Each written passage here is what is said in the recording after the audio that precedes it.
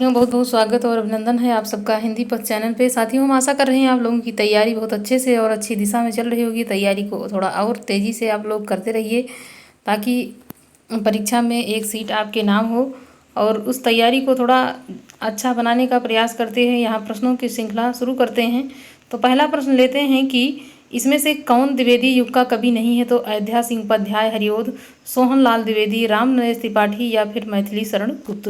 तो इसमें कौन हो जाता है जो कि द्विवेदी युग का कवि नहीं है? तो यहाँ पे बी आंसर हो जाएगा। यहाँ पे सोहन लाल द्विवेदी द्विवेदी युग के कवि नहीं हैं, जबकि राम नरेश त्रिपाठी, मैथिली शरण गुप्त, अयोध्या सिंह उपाध्याय हरिओद ये सब द्विवेदी युग के कवि यहाँ पे हो जाते हैं।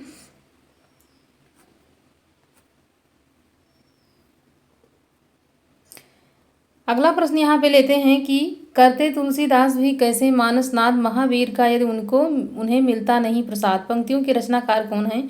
महावीर प्रसाद द्विवेदी हैं, अयोध्या सिंह उपाध्याय हरिओद हैं, सियाराम शरण गुप्त हैं या फिर मैथिली शरण गुप्त हैं। आंसर आपका यहाँ पे सही हो जाता है डी, ये मैथिली शरण गुप्त की पंक्तियाँ यहाँ पे हो जाती हैं, जो कि काफ़ी प्रसिद्ध हैं और एग्जाम के लिए काफ़ी महत्वपूर्ण हैं। द्विवेदी युग के किस कवि को कविता कामिनी कांत की उपाधि दी गई है? तो यहाँ पे हो जाएंगे नाथूराम शर्मा शंकर, गया प्रसाद शुक्ल स्नेही, राम नरेश त्रिपाठी या फिर रूप नारायण पांडे। आंसर आपका यहाँ पे हो जाएगा, तो यहाँ पे ए आंसर हो जाएगा बिल्कुल ही सही आपका, नाथूराम शर्मा शंकर। ये इनकी यहाँ पे एक कविता कामिनी कांत की उपाधि इनको प्रदान की गई है। अगला प्रश्न है कविता करके तुलसी न लसे, कविता लसी या तुलसी की कला, या प्रशंसात्मक उक्ति किसकी है? ये यहाँ पे जो पंक्तियाँ देखी जा रही हैं इस प्रैक्टिस सेट में, ये काफ़ी महत्वपूर्ण है और ये प्रैक्टिस सेट भी एग्जाम के एकदम बिल्कुल पैटर्न के अनुसार है। तो यहाँ से हो सकता है आपका 5-6 प्रश्न भी आपका यहाँ पे इससे सही हो सकता है। तो कोई भी प्रश्न यहाँ पे मिस्टेक ना करें, नहीं तो हो सकता है आपको बाद में पछताना पड़े।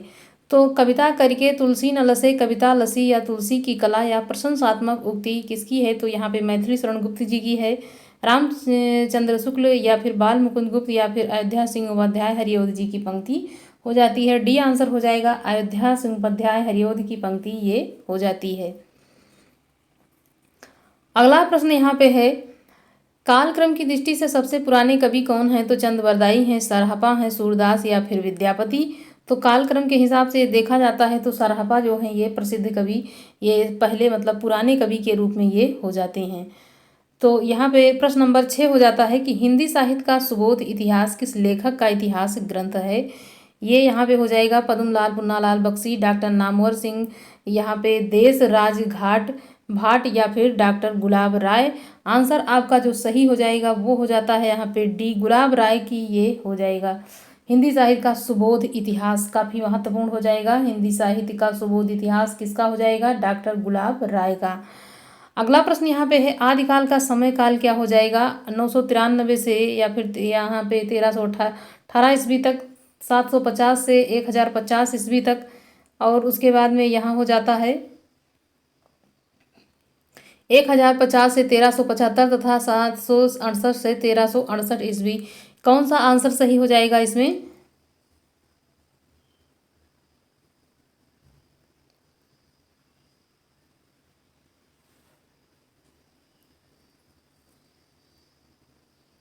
यहाँ पे ए आंसर आपका हो जाएगा सही।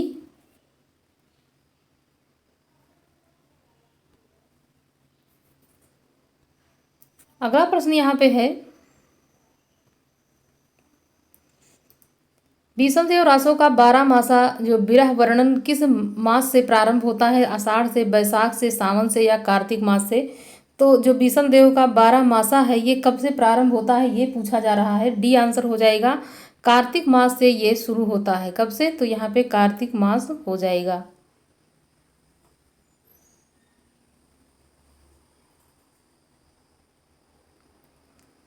निम्नलिखित में से अपभ्रंश के प्रभाव से मुक्त रचना कौन सी है? खुमान रासो है, वर्ण रत्नाकर है, राउर बेल है या फिर सरोकाचार है? आंसर आपका जो सही हो जाता है वो ए हो जाएगा। इसमें कौन सा हो जाएगा? तो ए यहाँ पे प्रश्न हो जाएगा आपका बिल्कुल ही सही। अपभ्रंश के प्रभाव से मुक्त रचनाकार यहाँ पे जो रचना कौन सी है पूछा जा रहा है तो यहाँ पे खुमान रासो हो जाएगा। आचार्य रामचंद्र शुक्ल के अनुसार हिंदी का प्रथम महाकाव्य माना जाता है। प्रिय प्रवास है, सूरसागर है, पृथ्वी रासो है या फिर कामायनी है? तो शुक्ल जी ने इसको हिंदी का प्रथम महाकाव्य किसको माना है? तो यहाँ पे जो आपका आंसर हो जाएगा सी आंसर हो जाएगा बिल्कुल ही सही। पृथ्वीराज रासो को आचार्य रामचंद्र शुक्ल ने हिंदी का यहाँ प्रथम महाकाव्य माना है। अगला है यहाँ पे उदासी संप्रदाय का प्रवर्तन किसने किया है? रैदास ने, लक्ष्मीचंद ने, रामानंद ने या फिर श्रीचंद ने? तो उदासी संप्रदाय का प्रवर्तन किसने किया है? डी आंसर हो जाता है यहाँ पे कि श्रीचंद ने यहाँ पे किया है। उदासी संप्रदाय का प्रवर्तक किसे माना जाता है? श्रीचंद को यहाँ पे माना जाता है। रामचरितमानस का अंगी रस क्या है? शांत है, वीर है, श्रृंगार है या फिर अद्भुत है? ए आंसर हो जाएगा इसमें, शांत रस हो जाता है। रामचरितमानस का जो अंगी रस है वो यहाँ पे शांत रस हो जाएगा। अगला यहाँ पे प्रश्न है, काफी महत्वपूर्ण प्रश्न है ये। गर्भरंडा रहस्य कृति किस कवि की है? तो नाथूराम शर्मा शंकर की है, हरिऔध की है, सियाराम शरण गुप्त या फिर पांडे बेचन शर्मा उग्र? आंसर आपका हो जाएगा ए हो जाता है। यहाँ पे कविता कामिनी के रूप में यहाँ पे अभी आपको एक प्रश्न देखने को मिला था, ये यहाँ पे किसका हो जाएगा? नाथूराम शर्मा शंकर गर्भरंडा रहस्य कृति के लेखक हैं और ये एग्जाम की दृष्टि से काफ़ी महत्वपूर्ण हो जाती है कृति। अगला है सामान्यतः द्विवेदी युग का समय माना जाता है कब से? सन 1900 से 1918, सन 1900 से 1924, 1903 से 1918, 1968 से 1924? आंसर हो जाएगा इसमें कौन सा? ए हो जाता है यहाँ पे 1900 से 1918। यहाँ पे द्विवेदी युग का जो समय युग है ये यहाँ पे शुरू हो जाता है 1900 से 1918 तक। सच्चा प्रेमी वही है जिसके तृप्त आत्मबलि पर निर्भर हो, त्याग बिना निष्प्राण प्रेम है, करो प्रेम पर प्राण निछावर पंक्ति के रचनाकार यहाँ पे हो जाएंगे महावीर यहाँ पे महादेवी वर्मा हो जाएंगी, राम नरेश त्रिपाठी हो जाएंगे। यहाँ पे कौन सा आंसर हो जाता है? या फिर रामचरित उपाध्याय और सुभद्रा कुमारी चौहान? तो यहाँ पे आपका आंसर सही हो जाएगा कि राम नरेश त्रिपाठी की ये रचना यहाँ पे पंक्ति हो जाती है। अगला प्रश्न देखेंगे इसमें, छायावाद को सांस्कृतिक नवजागरण से संबंध किसने माना है? छायावाद को सांस्कृतिक नवजागरण से संबंध किसने माना है? तो किसने माना? यहाँ पे नगेंद्र ने, रामचंद्र शुक्ल ने, आचार्य नंद दुलारे वाजपेयी या फिर पंत ने? यहाँ पे आंसर हो जाएगा आचार्य नंद दुलारे वाजपेयी ने यहाँ पे सांस्कृतिक छायावाद को संस्कृति नवजागरण से संबंध इसका माना है। अगला प्रश्न है यहाँ पे कि सुख सागर के रचनाकार कौन हैं? तो सुख सागर के रचनाकार नाभा दास हैं, सदा सुखलाल हैं, दौलत राम हैं, ईसा अल्लाह खां हैं? तो यहाँ पे सदा सुखलाल, यहाँ पे बी आंसर आपका सही हो जाएगा। सुख सागर के रचनाकार हैं सदा सुखलाल। तो उसमें भी सुख लगा हुआ है आगे, और यहाँ पे भी सुख है और यहाँ पे भी सुख है, तो ऐसे भी याद हो सकता है। आचार्य रामचंद्र शुक्ल ने खड़ी बोली गद्य का प्रथम प्रौढ़ लेखक किसे माना है? गंग कवि को, राम प्रसाद निरंजनी को, दौलत राम को, ईसा अल्लाह खां को? आंसर आपका यहाँ पे जो सही होने वाला है वो हो जाता है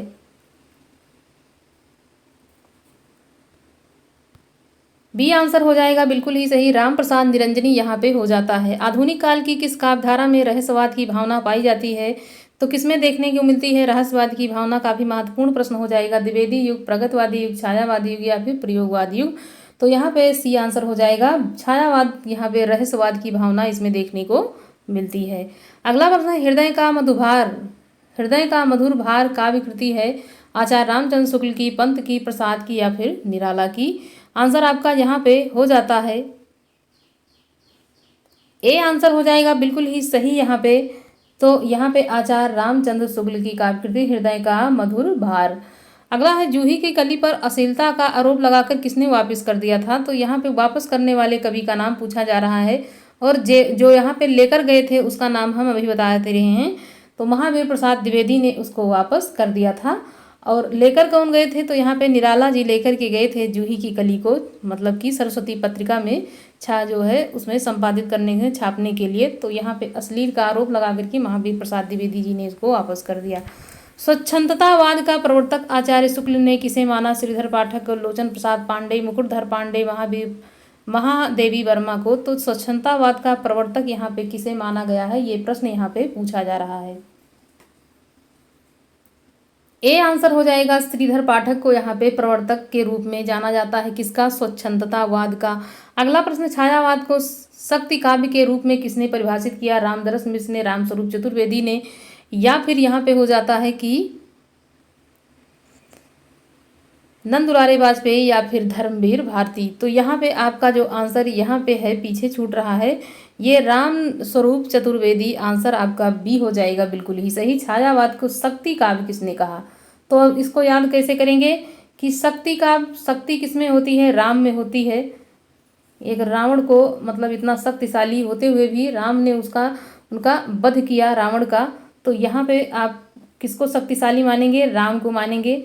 तो शक्ति किसके अंदर है? राम के अंदर। तो यहाँ पे रिलेट कर लेंगे, ऐसे ही ये नहीं भूलेगा आपको। अगला प्रश्न यहाँ पे है, सरोज स्मृति 1935 की रचना किसने की? महादेवी ने की, दिनकर ने, महाश्वेता ने या फिर निराला में? तो यहाँ पे जो आपका आंसर सही हो जाएगा वो कौन सा हो जाता है? सरोज स्मृति है, ये 1935 में इसकी रचना किसने की है? तो यहाँ पे हो जाएगा निराला की कृति हो जाती है, काफ़ी महत्वपूर्ण हो जाएगी। अपने काव्य जीवन के उत्तर में अरविंद दर्शन से प्रभावित कवि कौन है? महादेवी वर्मा हैं, अज्ञेय हैं, जयशंकर प्रसाद, सुमित्रा नंदन पंत। आंसर जो आपका हो जाएगा सही वो हो जाएगा डी, यहाँ पे बिल्कुल ही सही हो जाता है। सुमित्रा नंदन पंत जो हैं ये अरविंद दर्शन से प्रभावित माने जाते हैं। और उत्तर में मतलब लास्ट में ये किससे प्रभावित? तो यहाँ पे अरविंद दर्शन से। कौन? तो सुमित्रा नंदन पंत। पाहुड़ दोहा के रचनाकार कौन है? पुष्पदंत है, सरहबा है, धनपाल या फिर राम सिंह। तो यहाँ पे पाहुड़ दोहा किसकी रचना हो जाती है? तो राम सिंह, यहाँ पे हो जाएगा डी आंसर आपका बिल्कुल ही सही। यहाँ पे पाहुड़ दोहा के रचनाकार यहाँ पे राम सिंह हो जाएंगे। अगला प्रश्न है कि राउरे रूप की रीत अनूप नयो नयो लागत ज्यों ज्यों निहारो। पंक्ति है, किसकी पंक्ति है? तो ठाकुर की है, आलम की है, बोधा की या फिर घनानंद की? आंसर आपका हो जाता है यहाँ पे डी हो जाएगा। यहाँ पे घनानंद की पंक्तियाँ हो जाएंगी। और घनानंद रीतकाल के प्रसिद्ध कवि के रूप में जाने जाते हैं। भारतेंदु ने कितनी काव्य कृतियों की रचना की है? 70 की, 50 की, 40 की या फिर 10 की? आंसर हो जाएगा आपका ए, यहाँ पे हो जाता है बिल्कुल ही सही है। यहाँ पे 70 कृतियों की, काव्य कृतियों की रचना यहाँ पे भारतेंदु जी ने की है। मैथिली शरण गुप्त की प्रथम कविता हेमंत किस पत्रिका में प्रकाशित हुई? तो ये यहाँ पे उनकी जो कविता है हेमंत किसमें प्रकाशित हुई? ये इनकी प्रथम कविता है मैथिली शरण गुप्त की। और किसमें प्रकाशित हुई ये पूछा जा रहा है। तो इंदु में है, नागरी पचारणी में, सरस्वती में या फिर चांद में? इंदु में इसका प्रकाशन हुआ है। किसका? तो हेमंत का प्रकाशन इंदु में हुआ है। खड़ी बोली का प्रथम कवि किसे माना गया है? रामनरेश त्रिपाठी, श्रीधर पाठक, अमीर खुसरो या फिर मुकुटधर पांडे को? खड़ी बोली का प्रथम कवि किसे माना गया है? आंसर आपका हो जाता है सी, यहाँ पे हो जाएगा अमीर खुसरो को यहाँ पे खड़ी बोली का प्रथम कवि माना गया। अगला है कि चरित्र चित्रण की दृष्टि से द्विवेदी युग का श्रेष्ठ कवि कौन हो जाएगा? श्रीधर पाठक, हरिऔध, सुमित्रा नंदन पंत, मैथिली शरण गुप्त? ए हो जाता है यहाँ पे श्रीधर पाठक। जो प्रकृति चित्रण की दृष्टि से देखा जाता है तो ये काफ़ी महत्वपूर्ण हो जाते हैं। श्रीधर पाठक द्विवेदी युग के ये श्रेष्ठ कवि के रूप में जाने जाते हैं प्रकृति चित्रण के माध्यम से। मतलब प्रकृति चित्रण उन्होंने बहुत अच्छा किया है। निराला की जूही की कली का उदाहरण है? मात्रिक छंद है, वर्णिक छंद है, मुक्तक छंद है या इनमें से कोई नहीं?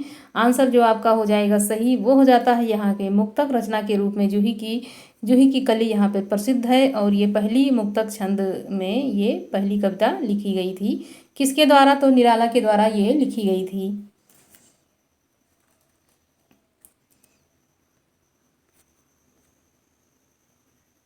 कामायनी को मानवता के रसात्मक इतिहास की संज्ञा प्रदान की गई आचार्य रामचंद्र शुक्ल द्वारा। नलिन बिलोचन शर्मा, नंद दुलारे वाजपेयी या फिर रामनाथ लाल सुमन से?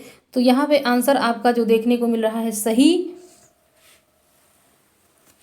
सी हो जाएगा। जहाँ पे नंद दुलारे वाजपेयी, यहाँ पे सी हो जाता है आपका बिल्कुल ही सही।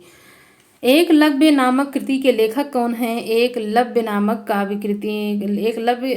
कृति के लेखक पूछा जा रहा है। भगवती चरण वर्मा है, नंद दुलारे वाजपेयी, राम कुमार वर्मा या इनमें से कोई नहीं?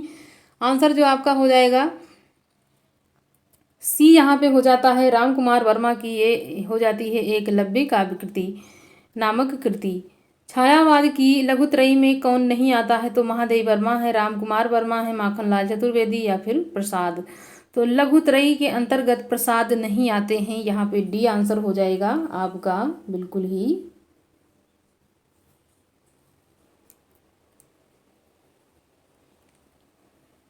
बिल्कुल ही सही यहाँ पे हो जाता है। शुद्ध वर्तनी का चयन कीजिए। यहाँ पे अस्पष्टता, अस्पृश्यता, अस्पृश्यता और अस्पृश्यता का भी ये महत्वपूर्ण प्रश्न हो जाएगा। शुद्ध जो वर्तनी पूछा जाता है उसमें इस प्रकार के प्रश्न ये कई बार पूछा जा चुका है एग्जाम में। डी आंसर हो जाएगा बिल्कुल ही सही। यहाँ अस्पृश्यता बिल्कुल ही सही हो जाता है। हिंदी को संयुक्त प्रांत में कचहरियों की भाषा कब बनाया गया? 1902 में, 1800 में या 1937 में या 1900 में?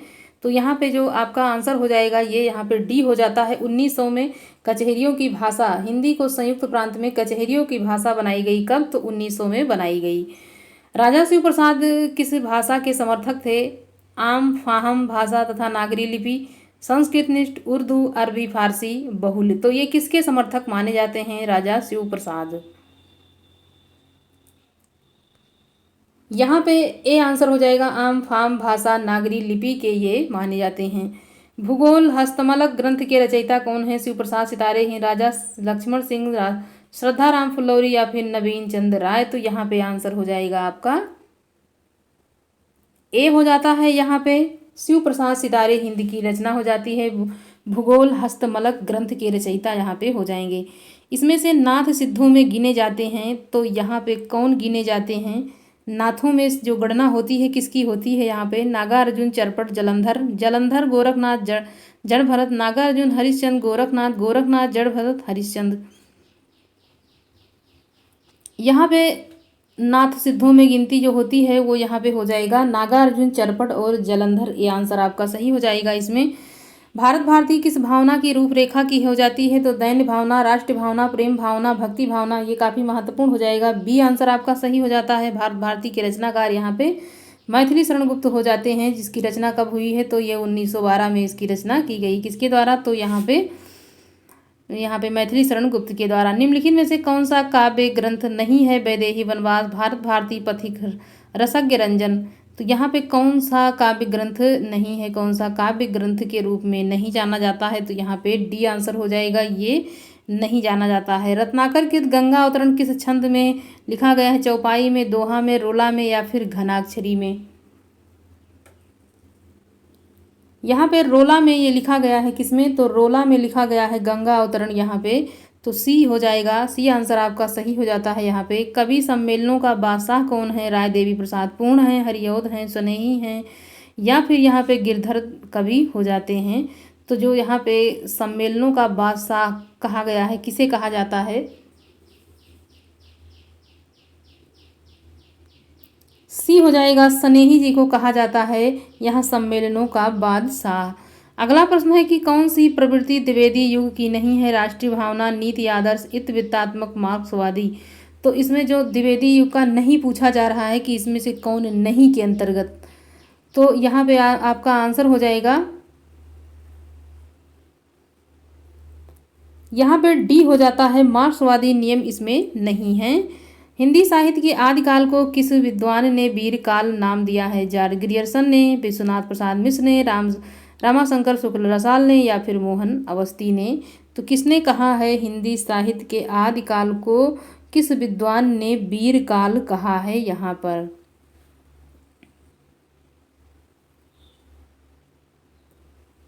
यहाँ पे बी आंसर हो जाएगा आपका बिल्कुल ही सही। कैसे हो जाएगा? यहाँ पे वीर है और यहाँ पे विश्व है, तो इसको जोड़ेंगे तो वीर मतलब कि विश्व में सबसे वीर कौन हो जाता है? तो विश्वनाथ। विश्वनाथ में पूजा की जाती है किसकी? भगवान विश्वनाथ मतलब शिव जी की। तो यहाँ पे ऐसे रिलेट करेंगे। रिलेट करने की बात हो रही है। कोई भी रचना इतनी आसान नहीं होती है हिंदी जगत में कि हम उसको आसानी से याद करें।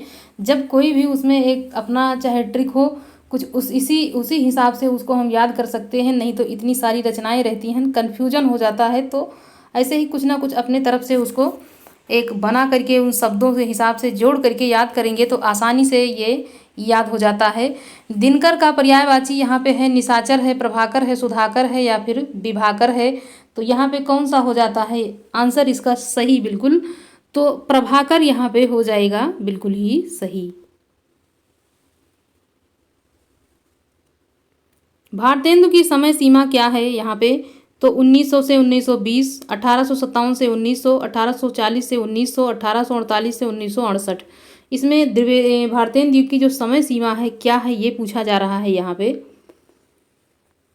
बी हो जाता है इसमें 1857 से 1900 ये समय सीमा हो जाती है किसकी, भारतेंदु युग की ये हो जाती है।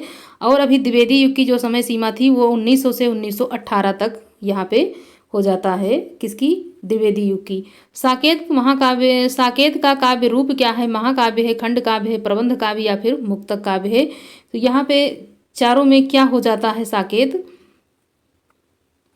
ए हो जाएगा। यहाँ पे ये महाकाव्य के अंतर्गत आता है, साकेत जो है ये महाकाव्य है। यहाँ पे कविता कौमुदी के 8 भागों का संपादन किसने किया है, रामनरेश त्रिपाठी ने, रामचरित उपाध्याय ने, महावीर प्रसाद द्विवेदी ने या बालकृष्ण शर्मा नवीन ने। तो यहाँ पे जो आपका आंसर हो जाएगा, यहाँ पे रामनरेश त्रिपाठी ने कविता कौमुदी के 8 भागों का संपादन किया है। किसने किया है, तो रामनरेश त्रिपाठी जी ने किया है।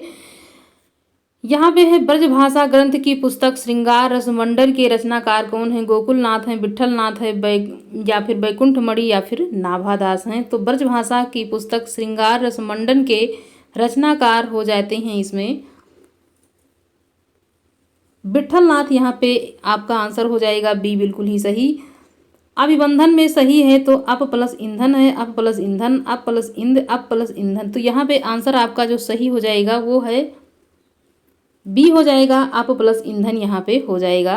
पंत की कौन सी रचना काव्य महाकाव्य की श्रेणी में आता है, तो यहाँ पे चिदम्बरा है, परिवर्तन है, लोकायतन है या फिर पल्लव है।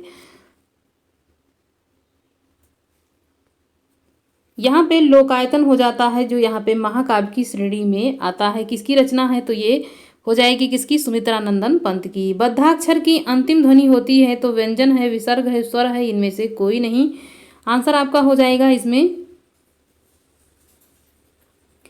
ए हो जाता है। बद्धाक्षर में जो अंतिम ध्वनि होती है वो व्यंजन हो जाती है। क्या हो जाती है, यहाँ पे व्यंजन हो जाएगा। ए आंसर आपका सही। परिवर्तन कविता संकलित है किसमें, अनामिका में, चित्तधारा में, पल्लव में, सभी गलत है। तो जो परिवर्तन है वो किसमें संकलित है,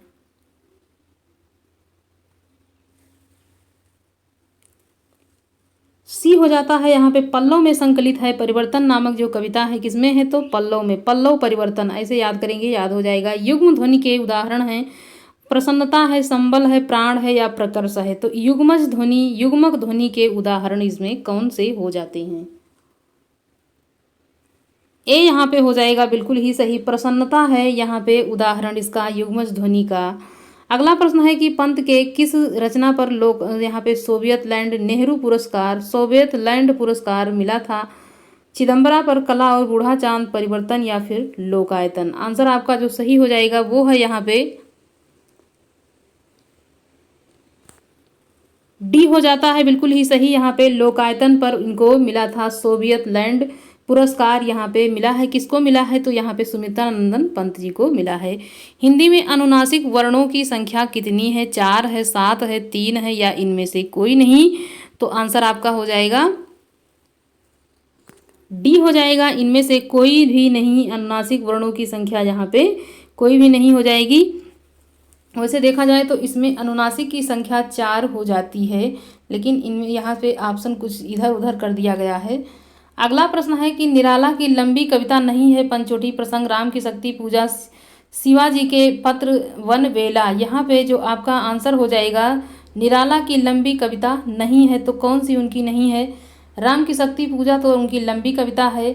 उसके बाद में यहाँ पे जो नहीं पूछा जा रहा है तो डी इसमें हो जाएगी। वनवेला है, ये लंबी कविता के अंतर्गत नहीं आती है। तो पंचवटी भी लंबी है, शिवाजी के पत्र भी लंबी कविता के अंतर्गत हो जाती है। अगला प्रश्न यहाँ पे है, कौन अष्टछाप का कवि नहीं है, सूरदास नहीं है, गोविंद स्वामी नहीं है, कुंभन दास नहीं है, नरोत्तम दास नहीं है। तो यहाँ पे नरोत्तम दास यहाँ पे अष्टछाप के कवि नहीं हैं, जबकि सूरदास, गोविंद दास, कुंभन दास ये सब अष्टछाप के कवि हो जाते हैं। मनोविकार में कौन सी संधि है, स्वर है, व्यंजन है, विसर्ग है या फिर गुण है। तो यहाँ पे जो आंसर आपका हो जाएगा सी हो जाता है, विसर्ग हो जाती है मनोविकार संधि। यहाँ पे विसर्ग के अंतर्गत सी ऑप्शन आपका सही हो जाएगा। भावुक संधि विच्छेद हो जाएगा भावुक का, तो भाव प्लस उक, भाव प्लस उका, भाव प्लस उक, इनमें से आंसर कोई भी सही नहीं है। तो यहाँ पे आंसर आपका हो जाएगा भाव प्लस उक, यहाँ पे सी ऑप्शन आपका सही हो जाता है। अगला प्रश्न है यहाँ पे, घनानंद किस बादशाह के आश्रित थे? तो औरंगजेब के, आलम शाह के, मोहम्मद शाह के या फिर बहादुर शाह के। तो जिसके ये आश्रित थे उनका नाम यहाँ पे बताना है। यहाँ पे उनका नाम हो जाता है बहादुर मोहम्मद शाह। रंगीला के दरबार में ये रहते थे, उन्हीं के आश्रित के रूप में ये प्रसिद्ध हैं।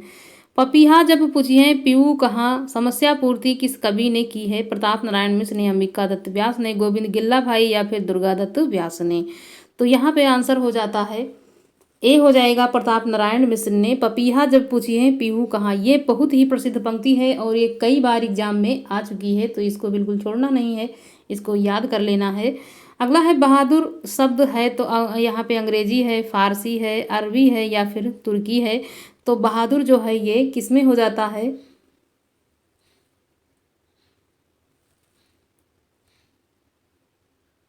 डी यहाँ पे तुर्की हो जाता है आपका यहाँ पे आंसर। निराला की दर्शन प्रधान रचनाएं हैं, विधवा है, भिक्षुक है, पंचवटी प्रसंग है, आवाहन है। सी हो जाता है इसमें पंचवटी प्रसंग, यहाँ पे आंसर आपका सही हो जाएगा। अगला यहाँ पे प्रश्न है कि अंतिम यहाँ पे सूची को मिलाना है एक दूसरे से, तो यहाँ पे कौन सा हो जाता है? अंतिमा यहाँ पे निराला की, गीत गुंज पंत की, निशीथ यहाँ पे राम कुमार वर्मा की, कानन कुसुम यहाँ पे मुकुटधर पांडे की। तो यहाँ पे आंसर आपका जो सही हो जाएगा